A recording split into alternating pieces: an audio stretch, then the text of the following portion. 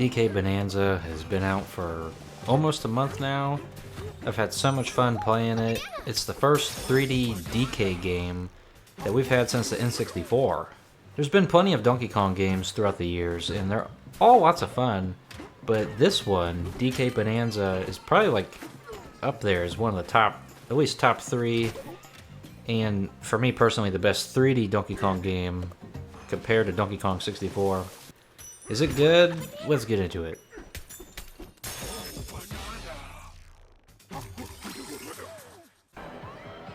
This game starts off on Ingot Island, and DK and other monkeys are mining for these things called Banandium gems. Once you play a little into this first area of the game, you'll get the basic mechanics and the control scheme, which is very, very intuitive. Once you reach the end, DK and the prospect monkeys on this island, they get ambushed by a bunch of evil monkeys called Void Company, and a giant storm comes and sends them deep into the underground world.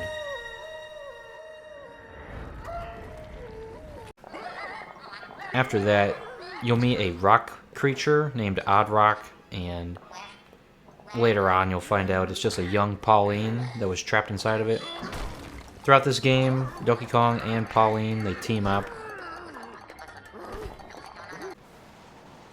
The whole premises of this game is to keep going further and further down each layer of this world and eventually reach the planet core, so Donkey Kong and Pauline can have their wishes granted by the Banandium root.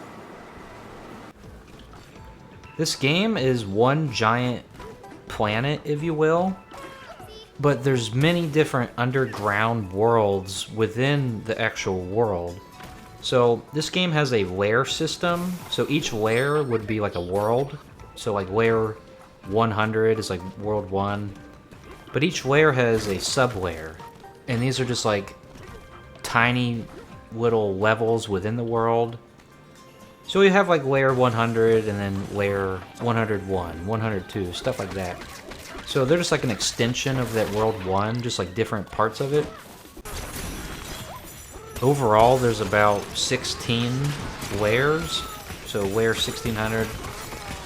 Lots of worlds to explore, and it's a little bit just like Mario Odyssey. Even the team that made this game, I believe, is the Mario Odyssey team. So the game, it has like that structure with it, you know, like Mario Odyssey had some branching paths. This game also has some branching paths, like you can choose to go somewhere, but you'll have to go there later. So it's very similar to Mario Odyssey, the way it's structured. The unique thing about this game is you can basically destroy anything, just about. There's some metal structures that you can't really punch through. But with Donkey Kong, you can pick up parts of the ground and rip them out of the earth and throw them. You can surf on top of them. You can punch through almost anything, dig underground by punching the ground. So you can really just destroy the whole entire level if you want to. There's like a reset button just in case you like soft lock yourself. It's like, oh, I can't get up here. You can just reset the level or leave that layer and come back, and like everything will be back to normal. But that's like the whole thing about this game, is you just destroy everything. And I love it, and especially later on, you'll get like the Bonanza powers, so you can turn into like the Kong Bonanza, and that lets you like charge up a punch blast, and then you can release it, and it'll blast through tons of terrain. Like it's just so awesome, and it's lots of fun just running around and doing stuff like that. Also, by destroying the ground and digging and stuff, you can find like maps for collectibles. There's fossils to collect. There's giant fossils. There's like one in each layer.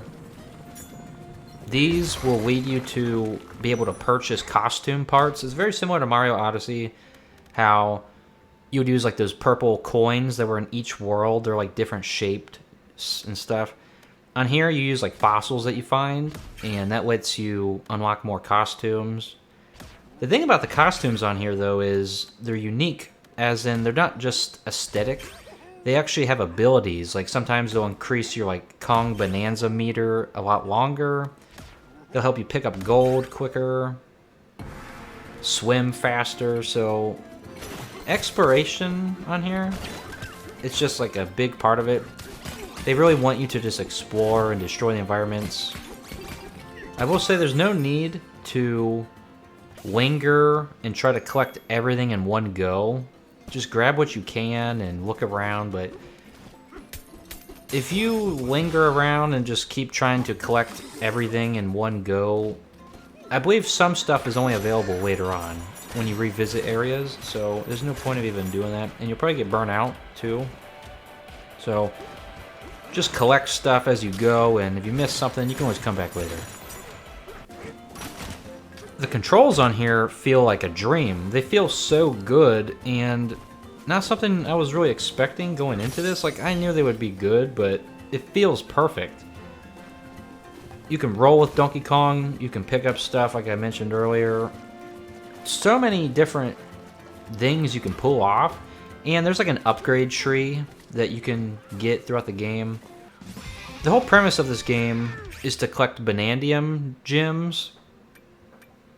Once you collect 5 of them, you'll get a skill point. And that lets you upgrade many different things on a skill tree. So, like the Surf Turf ability and giving yourself extra health. There's so many different upgrades to equip, and they're permanent, obviously, once you spend the skill point. So, throughout the game, you just want to look for these Banandium gems and punch them and break them and upgrade your skills. And that also makes Donkey Kong like more versatile, his movement and everything more fluent.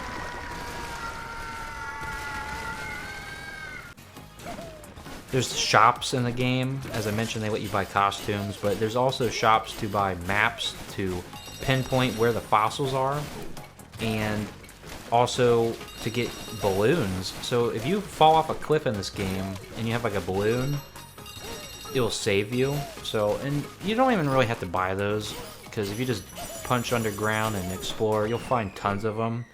Tons of treasure chests with that stuff inside of it. So it's not really an issue. There's also Banandium gems you can buy. Just like in Mario Odyssey, in some worlds you could buy like power moons. On here you can buy Banandium gems as well, with these Banandium chip currency. They're kind of like coins, but they're like banana coins. Lots of different collectibles to find, and each layer, some layers don't have that many fossils. Some layers have tons of fossils, so later in the game, like the late game, around layer like 1300 and stuff, there'll be like a couple in a row that are like super short worlds, but that's not even a problem. As you progress through the game, you'll unlock Bonanza powers. So there's a Kong Bonanza, there's an ostrich one, a zebra, an elephant, and a snake one. These are extensions of Donkey Kong's moveset. Basically, you get to transform into these giant, powerful creatures, and they all have unique abilities. Like the Kong Bonanza lets Donkey Kong punch through stuff, charge up punch blasts, and it's basically just like base Donkey Kong, but like way more powerful, you know? And there's like certain enemies that can only be destroyed with him, with his punches. The ostrich one lets you fly for a short period of time, drop egg bombs. I like it. The zebra one lets you run super fast, and it's not like as useful, I believe, as like the Kong Bonanza one. The elephant one, this one is like probably one of the best, honestly. You use your nose trunk to suck up the terrain around you. So it's basically like the Kong Bonanza, except like you don't really have to put in that much effort to like breaking stuff around you, because you can just like absorb it through your snout. So like, yeah, it's probably like the best one, honestly. And you can like throw these spheres that you get from like sucking up the terrain and stuff, so that's probably like the best one. And then the snake one lets you like stop stuff in slow motion, lets you bounce high. They all have like a unique theme song, which I was not expecting. Once I heard like the Kong Bonanza one, I'm like, this is so catchy. And I thought they would all just reuse that same song, but they didn't. And I like that. It's a little nice detail. They put in a lot of effort with each theme. But the Kong Bonanza one is just so catchy. I love it. With Pauline, you can make her sing to highlight items on the map like fossils, you know? So you can open up your map and look for the fossils yourself, but if you just use her sing ability, she'll like hum and whistle.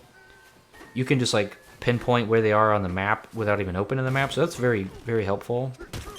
And it makes it not tedious.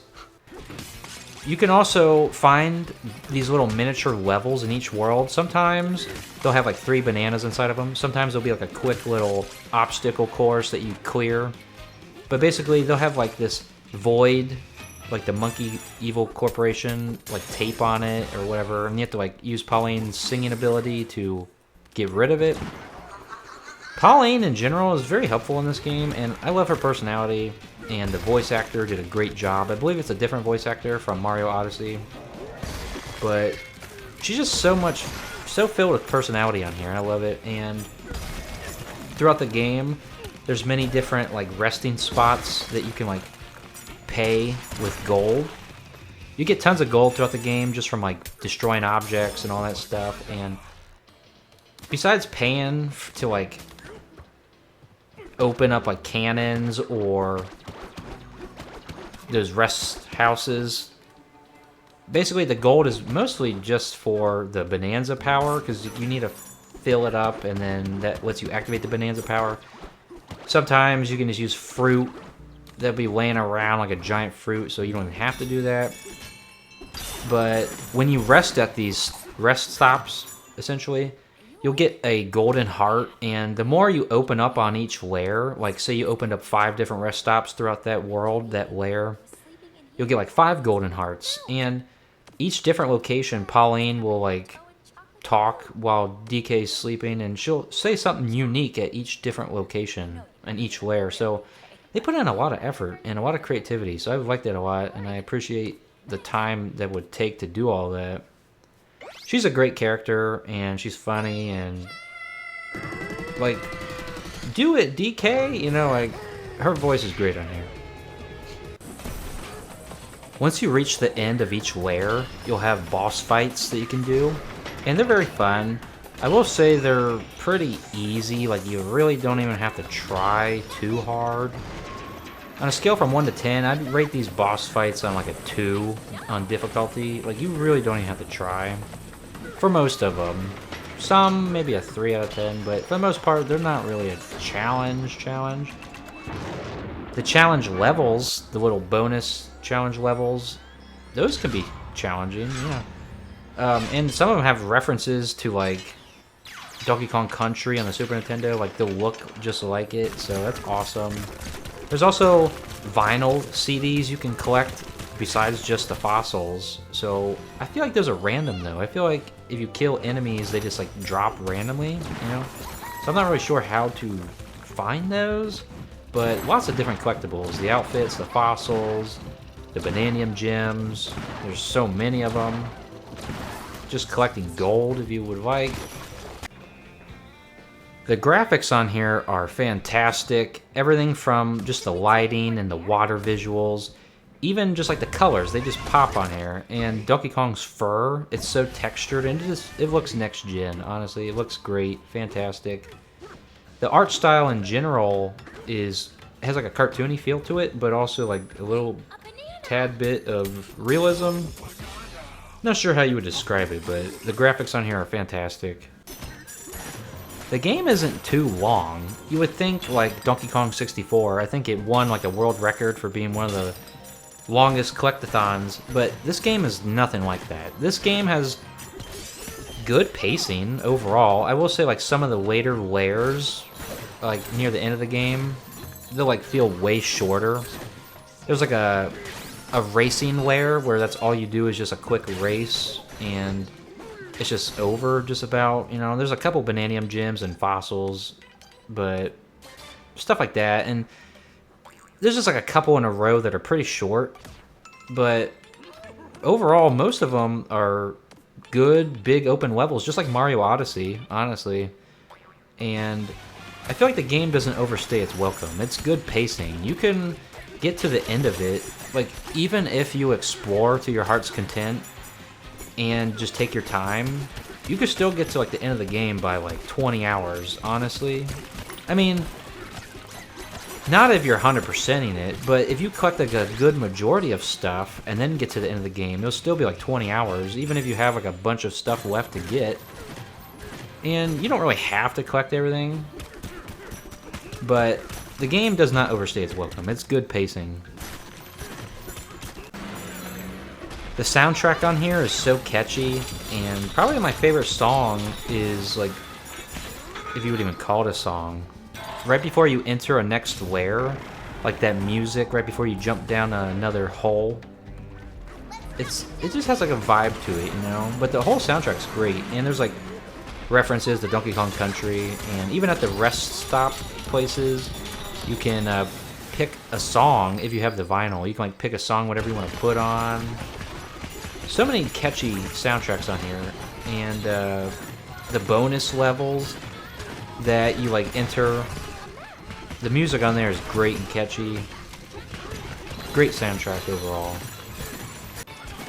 The graphics are fantastic. The game controls perfect. The music's great.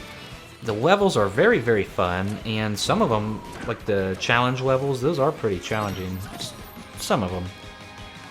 Overall, I love this game. It's fantastic, and I'd love to replay it in the future someday. The only thing I could really complain about is like the boss fights are pretty easy, and sometimes the same boss will repeat itself. So it's like, oh, I already fought this, so I gotta fight it again. And it's around like the lava lair. I don't remember what number it was, but you have to like fight a boss, and it's like, oh, it's not dead yet. We have to go chase it, and then you defeat it again. And it's like, oh, it's not dead yet. We gotta go chase it. It's like that part was just repetitive. I don't think that was necessary. The bosses could use a little bit more challenge to them, honestly, but I know what they were going for. They wanted to like appeal to everybody. But besides like the bosses just being like a joke, the overall game is fantastic. You should definitely give it a try. If you love Mario Odyssey, any 3D Mario, even if you like Donkey Kong in general, you'll love this game. It's fantastic. It might feel overwhelming at first. It did for me. I'm like, oh, well. But as you play, you get like the hang of everything, and you're like, oh yeah, this isn't that much different than what other games have played in a similar genre. So, go play it, have fun, and I'll see you next time.